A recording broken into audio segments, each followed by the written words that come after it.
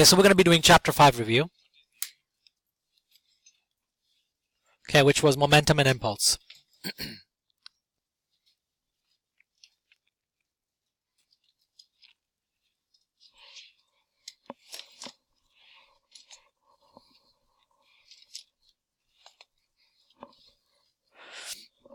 Okay, so this chapter we started out by just taking a look at the concept of impulse. All right, and what we said was impulse is caused when you have an outside net force. Okay, now in the beginning we said momentum P equals to m times v. Now remember, this is kilogram meters per second.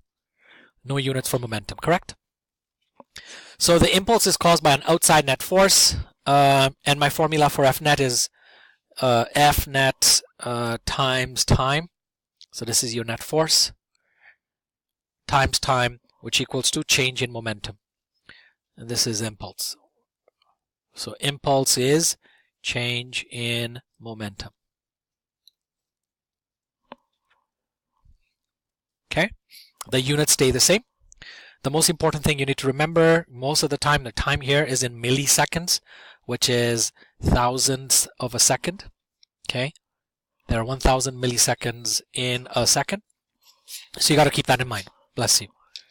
Okay, number two, the other thing that you need to keep in mind when you're doing impulse questions is the direction. And the reason we talk about direction is, now example, you had a question, you had either a baseball coming one direction being thrown at the batter, and the batter hitting the baseball, which makes the ball go in the opposite direction, right? So of course my direction has changed. So when my direction has changed, you got to keep that in mind. Now most of the time this is where people make mistakes. So you want to make sure that you don't make simple mistakes where you lose easy marks. Okay, the next thing that we did from here was we described the law of conservation of momentum. Okay.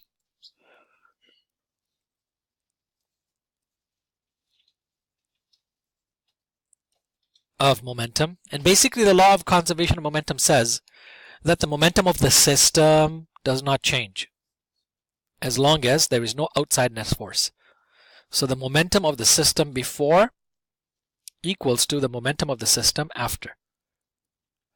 Momentum of the system before equals to momentum of the system after.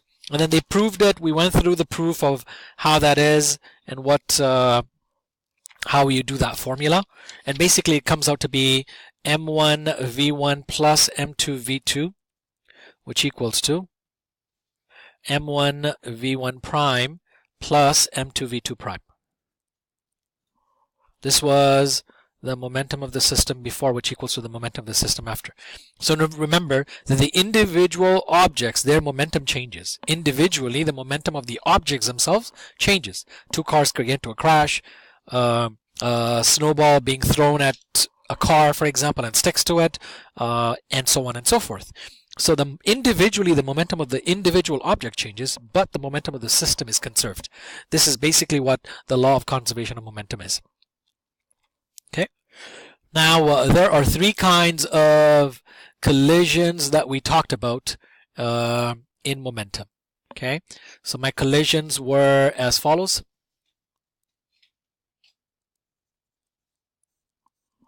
Okay. And the three collisions were described as following. It was a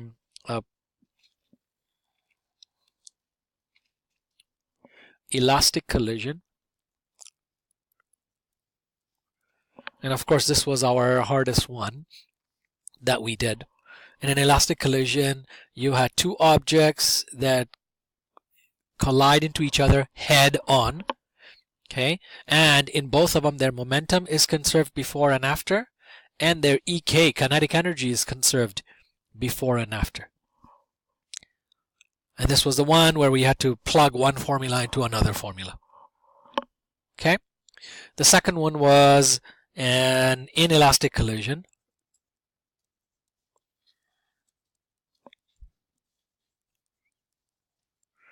Here, the momentum is conserved before and after. However, the momentum, the EK before does not equal to the EK after.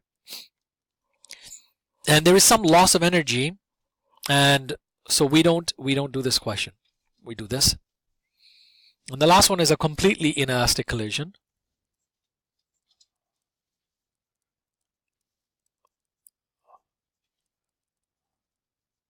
Okay, again, momentum before equals to momentum after.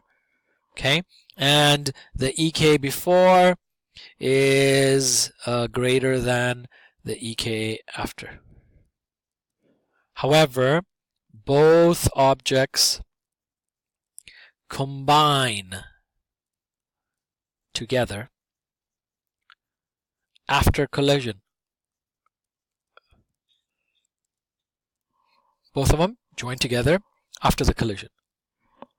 These were my three major kinds of collisions, right?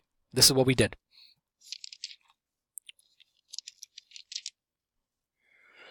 Okay.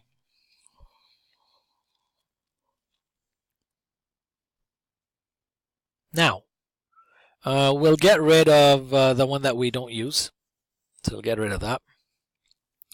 Okay. And we'll start with the easier one first, where the two of them combine together.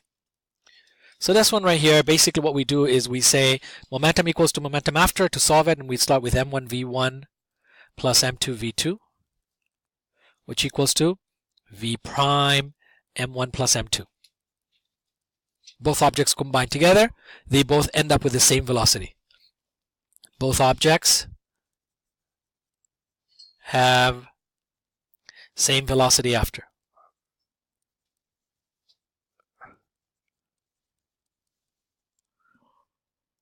Correct?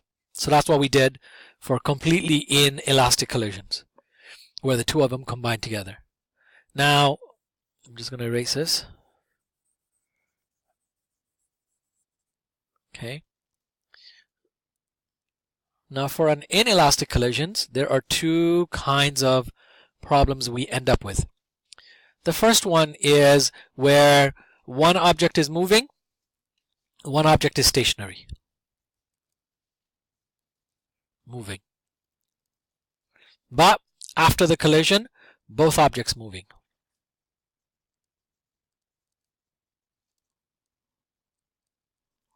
Okay? And the way that we did this equation was we did m1v1 plus m2v2, which equals to m1v1 prime plus m2v2 prime. Okay? This was 0 because it was stationary. And you ended up with m1v1, and we're always solving for v1 prime, right? Minus m2v2 prime divided by m1 divided by m1, which equals to v1 prime. And then you ended up with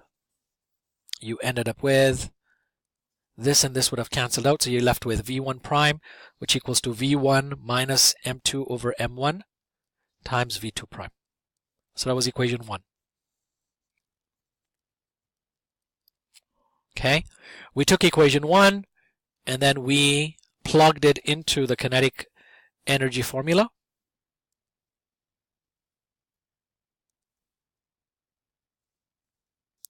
And for kinetic energy, we said half m1v1 squared plus half m2v2 squared, which equals to half m1v1 prime squared plus half m2v2 prime squared. Now, since the object was stationary, this was 0. Multiplied by half, so we get rid of the half, and you're left with m1v1 squared, which equals to m1v1 prime squared plus m2v2 prime squared. Okay? And then what you would do is you would sub this into here.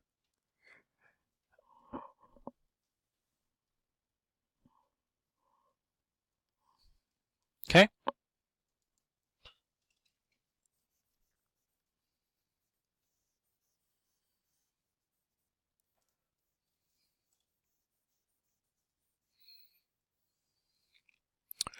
Okay, and at the end you ended up with, yeah, v1 prime and v2 prime. And you'd solve for it. You plug it in. Okay, so I'm just going to quickly show you what it looks like. Once you plugged it in, it's not very pretty. So it becomes m1 v1 squared, which equals to m1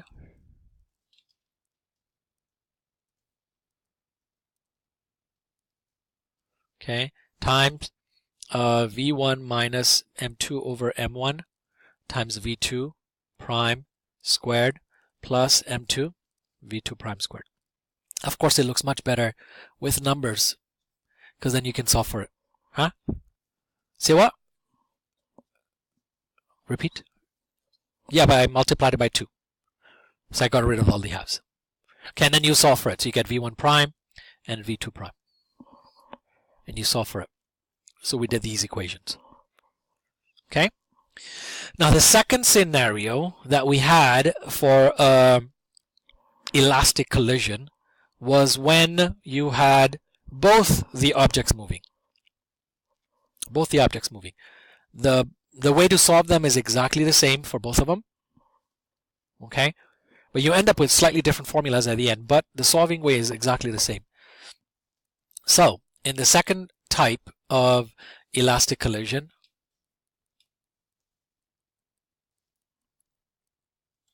okay, both objects moving.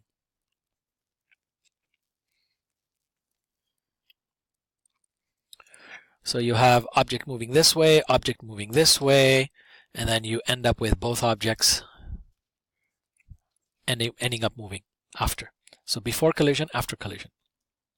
Again, we'd solve it the same way, m1 v1 plus m2 v2, which equals to m1 v1 prime plus m2 v2 prime. And again, we do exactly the same thing for kinetic energy, which becomes m1 v1 squared plus m2 v2 squared, which equals to m1 v1 prime squared plus m2 v2 prime squared. However, when we plug this, again, we'll do exactly the same thing. Solve for v1 prime, and we will put it into here, and then we'll solve for it. You end up with multiple roots, so multiple versions of the answer. Okay, so please be aware that there are more than one answers in this situation. This was an elastic collision, your two situations. The last collision is 2D collisions. Now we did a lab on this, okay, where one object is moving, hits another object, and then one goes this way, one goes this way.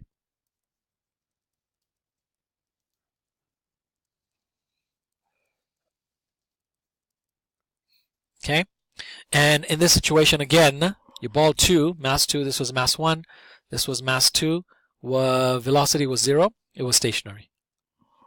Okay, so the way to solve for this was slightly different, where what we did was we said, well, m1 v1 plus m2 v2, which equals to m1 v1 prime plus m2 v2 prime. Okay, and since this was 0, this became m1 v1, which equals to m1 v1 prime plus m2 v2 prime. And then what we said was we need to solve it in terms of x and y. So we would have said m1 v1 x plus, which equals to m1 v1 prime x plus m2 v2 prime x. And then you would do it in terms of y, m1 v1 y, which equals to m1 v1 prime y plus m2 v2 prime y. Now the good thing in this scenario is that our original collision, there is no y component. So this was 0. So then you would have said m1 v1 prime y plus m2 v2 prime y. Solve for whatever that is missing. Usually this is given to you. So this is your v1 prime, v2 prime, and this was your v2 prime y. This was v2 prime x. This was v1 prime x. This was v1 prime y. Okay, once you solve for your theta, okay, then you plug it in and then solve for v1. You plug it back into this equation.